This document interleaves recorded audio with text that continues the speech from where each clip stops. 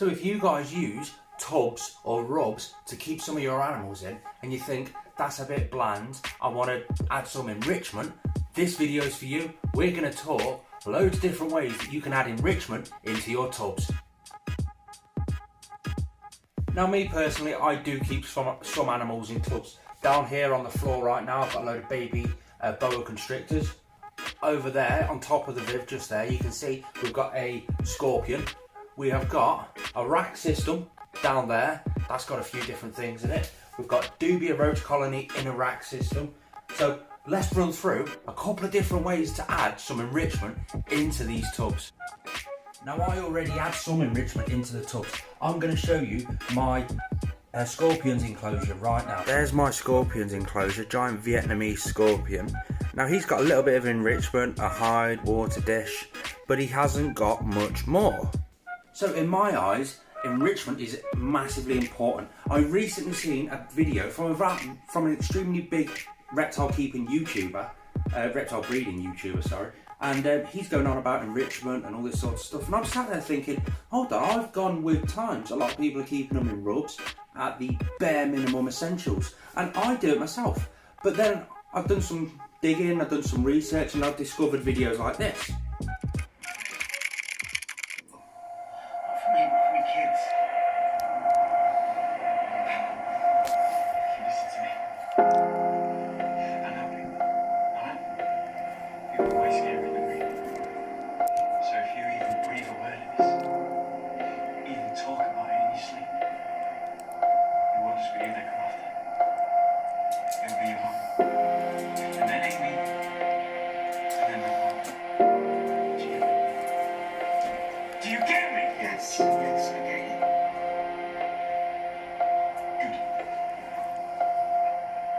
Keep your eyes shut.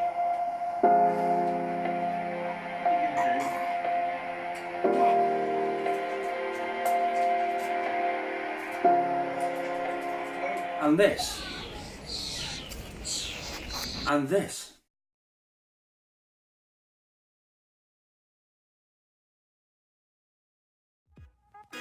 And guys, I was appalled at myself. This could happen, or does this happen, to reptiles? If you keep a boa constrictor in a rub with just water dish and a hide, is it going to be doing exactly the same as what some of those animals are?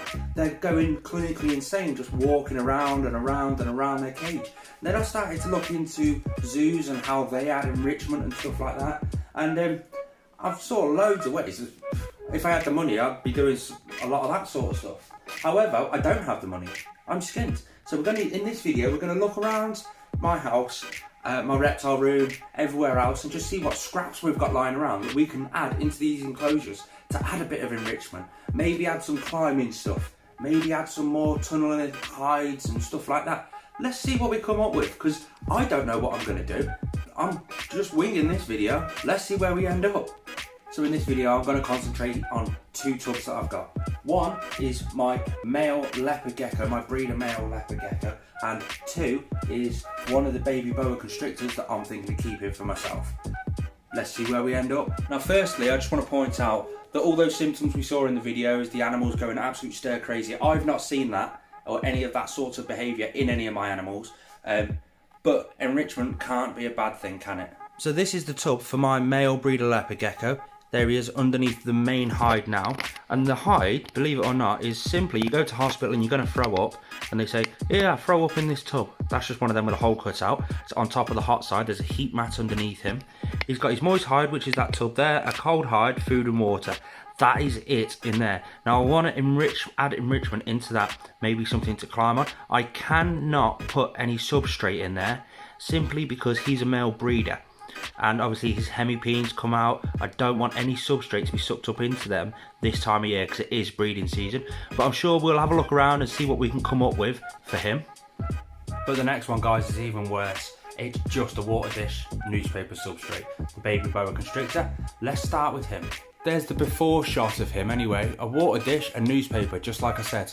I'm shocked at myself for that one. So he's the one I want to concentrate on the most. Whatever I find, obviously, we've got our Vivarium disinfectant. Everything's going to get treated with that before it goes in. And where should we start?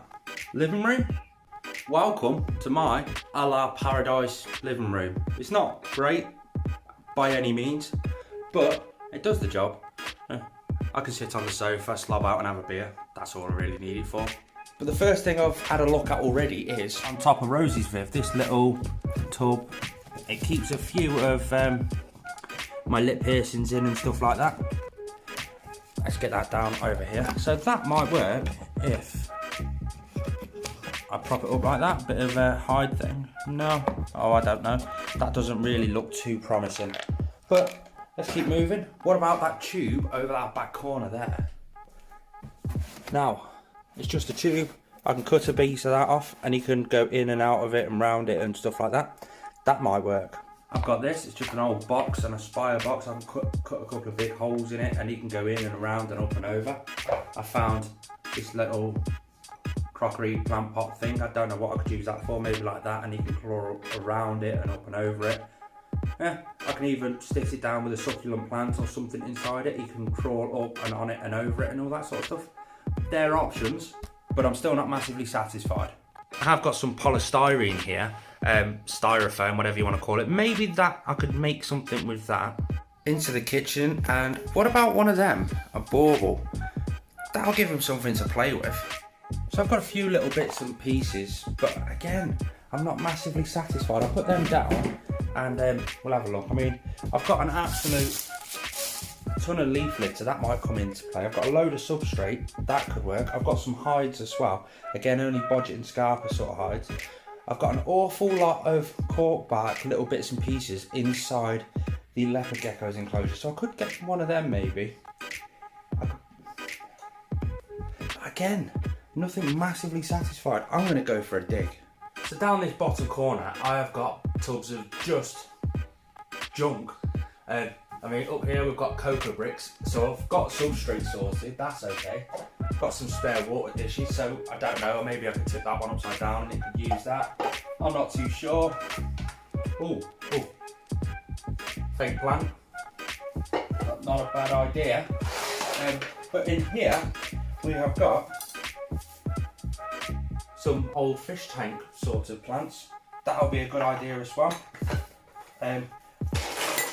We've got loads of stupidly coloured gems and stuff, again at the bottom of a fish tank. Ooh. It's a bit limp. That come out of a fish tank as well, but maybe we could lie them down on its side and you can go through it and stuff like that. Again, that's not a bad idea. We have got, oh, a rainbow.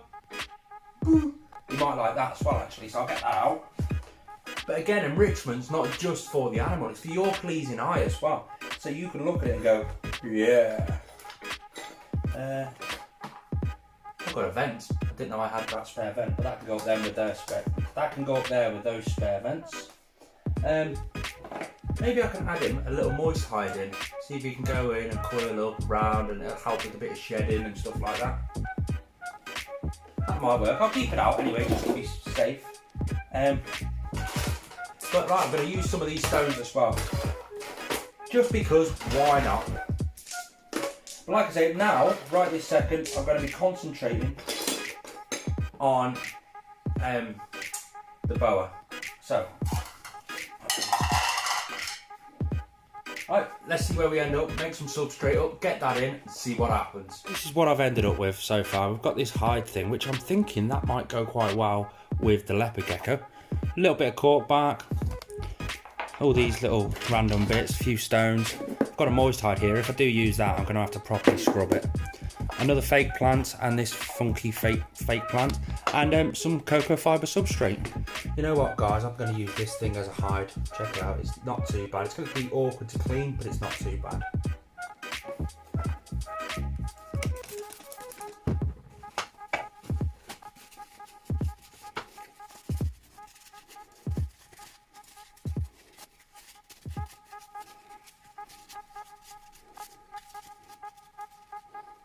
So guys, are we ready to see me get bitten by a baby boa constrictor? This one has got an attitude problem beyond belief, so I'll use the snake hook. Snake hooks, there we go. How utterly stunning is he?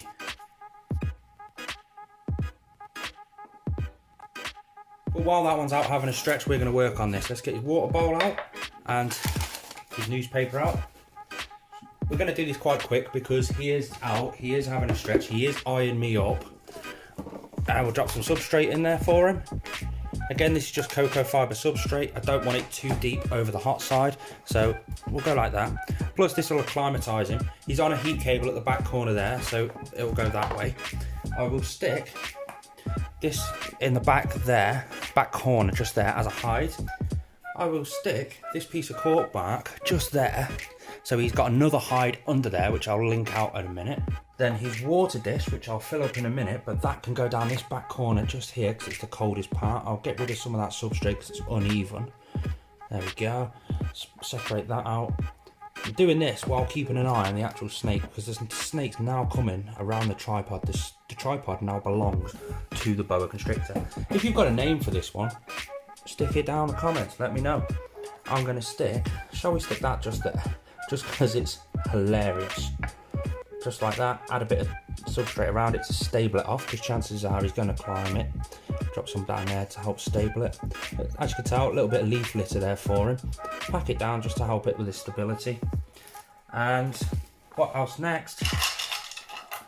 Got some of these little stone gem things which I'll stick around that area as well, just because I reckon it would suit that sort of. I'm trying to get one to stick just there. It's not working. Hey up.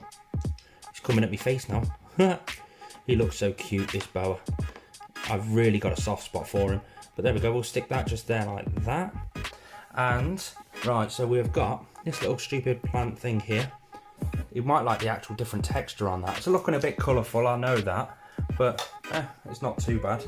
Right then, this big long plant thing, I don't know whether to pull the bits out and just lay them in, or whether to lay them in like that. Let's have a look. If I stick it just like that, oh, that's not too bad. Bury it down a little bit, compact it around, just like that, because then he's got a bit. Oh God, boa just tagged me. Right, let's carry on. So he's got a bit of cover underneath there now, and he's got that piece there. He can coil up in that back corner there. I am actually quite chuffed with that. What do you guys think? Check it out. I tried to move him, but he decided to own the snake hook. Thanks for the snake hook, Peter. I robbed it off a friend. Hey.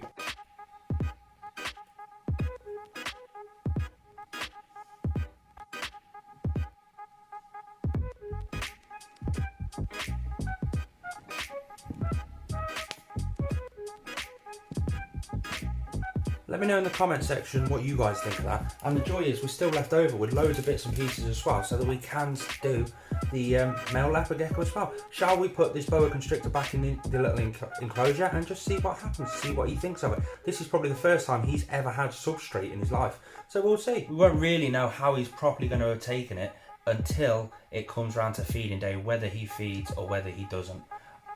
Let's go. I've just noticed he's got a tiniest little piece of stuck shed on the back of his chin, so I'll have to keep an eye on that. But there we go, we've just put him in and we'll follow him around and just see what he does for a few minutes. Knowing this dude, he's probably going to try and escape. As you can tell, he looks like he's already trying that. I'm going to fill up his water bowl just down here. Look at him, just milling around, having a mooch. To be fair, I ideally want to get him a bigger rub than this. So that's my next thing on the agenda. I'll get a bigger rub, and now it looks like there's quite a bit of stuff in there. It does look a little bit small for him. So yeah, I'm going to get him a different rub, get him a bigger one like the one behind him, which is that bigger one there. But he seems to be enjoying it so far. I don't think he knows what to make of it, to be honest. I absolutely love this dude. His colours are absolutely amazing. See, you can see that stuck shed on the bottom of his jaw there, so I'll be getting that off as soon as filming's done. I should have really done it before, to be honest. But let me know what you guys think, and if you've got any other ideas on anything else enrichment wise. Look at that tail. Oh, I'm in love with him. I absolutely am. If you've got any enrichment ideas, let me know.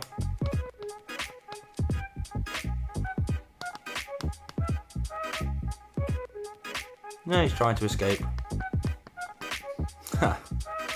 Typical. I don't like it. Dun dun dun dun dun dun dun dun. Oi, dude. Gotta get you back in, mate. You can't do that. Come on. There you go. I'll get his tail in as well, his tails. There we go. And there he goes. Straight out again. How absolutely stunning is he? He doesn't seem to be taken to the enrichment too well, so I'm going to keep an eye on him for a week or so, see how feeding day goes, and just see what happens. Let's move on to the leopard gecko with what we've got left. So like I said before, he cannot have any substrate because, there we go guys, if you watched the live stream yesterday and there was a piece of stuck shed on the back of his tail, I said it'll come off overnight, there it is. Right, so he can't have substrate because he's a male breeder, and obviously his 2 penises come out in breeding season, and I don't want the penises to go back in and take in some substrate, so I'm keeping him off substrate. And same with the girls as well. The girls are over there in that one, they're off substrate for virtually exactly the same reasons. But let's go through. This one's got a bit more enrichment, not much, but he's got his hot hide over there, his cold hide here, and a moist hide here. So let's see what we've got that we can put in there. First of all, we have got this plant thing, which I'm hoping will fit in there, but he can climb up and over that. He can climb around it. Can I put it over that back corner? Hey, there we go.